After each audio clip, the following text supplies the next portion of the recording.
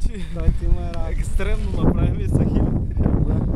Дева разки ми кажа. Да беше бързо. Не, той ми фърля щеки, ти не мога да се качи вече. Забелязвате тази невероятна красота на пейзажа, дами и господа, забелязвате ли?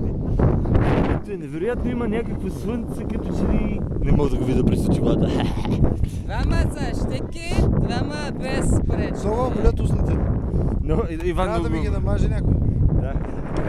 Една-две свирки. Жена ми каза, не мога да готви много хубаво, ама какви свирки правиш, ще обичаш просто. А той дори да е женен. Пуйката питала Юрдека, какво е той?